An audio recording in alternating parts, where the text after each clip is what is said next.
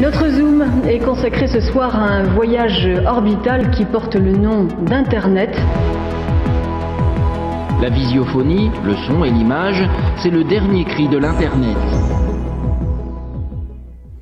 Voilà, on y est, c'est la dernière chronique numérique sur Syllab et je ne pouvais quitter ces ondes sans revenir une dernière fois sur les actualités numériques de la semaine passée.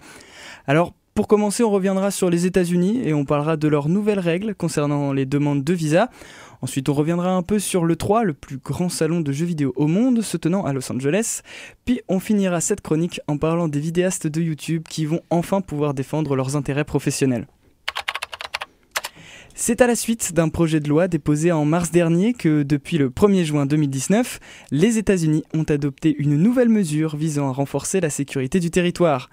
Tous les ressortissants étrangers désireux d'obtenir un visa devront fournir le nom de leur compte sur les réseaux sociaux. Sont concernés Facebook, Twitter, Instagram, LinkedIn, Reddit, le défunt service Vine et même MySpace. D'après le ministère des Affaires étrangères, cette nouvelle politique s'inscrit dans une volonté d'améliorer la sécurité des citoyens américains. Ils préciseront « La sécurité nationale est notre priorité absolue lors de l'attribution des visas et tous les voyageurs et les immigrants qui souhaitent se rendre aux États-Unis font l'objet d'un contrôle de sécurité approfondi. Nous travaillons constamment à trouver des mécanismes pour améliorer nos processus de vérification afin de protéger les citoyens américains tout en encourageant les voyages légitimes vers les États-Unis. » Si on compte près de 15 millions de voyageurs demandant un visa pour le pays de l'oncle Sam, ils devront désormais abandonner leur anonymat en ligne pour espérer vivre le rêve américain. A noter tout de même que pour les simples touristes, renseigner ces réseaux sociaux reste facultatif, du moins pour l'instant. Que vous soyez gamer ou non, il est peu probable que vous soyez passé à côté du plus grand événement vidéoludique de l'année. Je parle évidemment de l'E3. Mais alors, qu'est-ce que ça a donné ? Eh bien pour commencer, on a pu noter l'absence de Sony, éditeur des PlayStation, ce qui a laissé l'opportunité à Microsoft et à la Xbox de se faire entendre. Lors de la conférence Xbox, une ribambelle de nouveaux jeux ont été annoncés, dont le tant attendu Cyberpunk 2077, ainsi qu'une nouvelle console, ou plutôt un nouveau projet baptisé Projet Scarlett, qui devrait voir le jour en 2020, accompagné d'un nouvel opus de la licence Halo, très apprécié des joueurs Xbox. On peut également mentionner le cloud gaming de Microsoft, nommé xCloud, qui s'est fait un peu timide par rapport à son concurrent direct Stadia. D'ailleurs Stadia, parlons-en. Produit de Google, le service de cloud gaming a enfin fini de dévoiler tous ses secrets. En France, il nous faudra attendre novembre pour bénéficier de l'offre du géant américain, moyennant un abonnement de 9,99 €.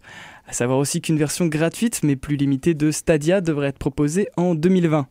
Si pouvoir jouer depuis n'importe quel support est un rêve partagé par de nombreux gamers, voyons voir qui de Stadia ou xCloud sera y arrivé. Cette semaine, la sphère YouTube française a connu une petite révolution. C'est ce 7 juin que la toute première association professionnelle des créateurs de contenu sur le web a vu le jour sous le nom de la Guilde des vidéastes.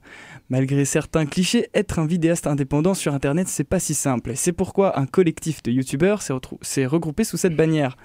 L'objectif de l'association étant de représenter et de défendre les métiers de la création audiovisuelle et diffusée sur internet.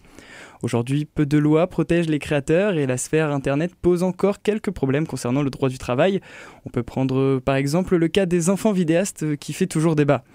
L'initiative a déjà commencé à intéresser de hautes institutions comme le Conseil d'État qui a invité la Guilde des vidéastes à participer aux auditions concernant l'application de la très controversée directive européenne sur le droit d'auteur. Voilà, c'était ma dernière chronique numérique sur Syllab et l'une des dernières fois où je m'exprimais sur ces ondes. Alors avec un peu plus de 2 ans de bons et loyaux services bénévoles au sein de cette radio, j'avais évidemment envie de remercier plein de gens. Alors merci à Vicky, la première personne à m'avoir accueilli ici. Merci à Dune et à Aurélien pour m'avoir appris à réaliser une émission. Merci à Gauthier de m'avoir fait confiance pour Super Radio 64. Merci au service civique Julia, Juliette et Florian pour m'avoir lancé chaque lundi. Et évidemment, merci aussi à ceux de l'année dernière. Merci à Julien, au reste du CA et aux salariés de la Radio Sauvage pour leur confiance. Et évidemment, un grand merci à Romain pour m'avoir appris à tenir un micro et à parler dedans. Bref, il reste encore de nombreuses personnes que j'aimerais remercier, mais ces remerciements sont déjà beaucoup trop longs pour une si petite chronique. Alors je m'excuse par avance pour ceux que j'aurais pas cités.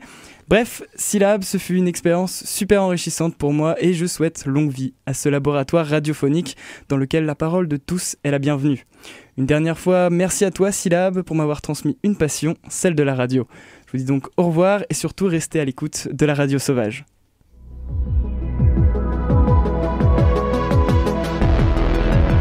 Internet, c'est de la connerie à blanc.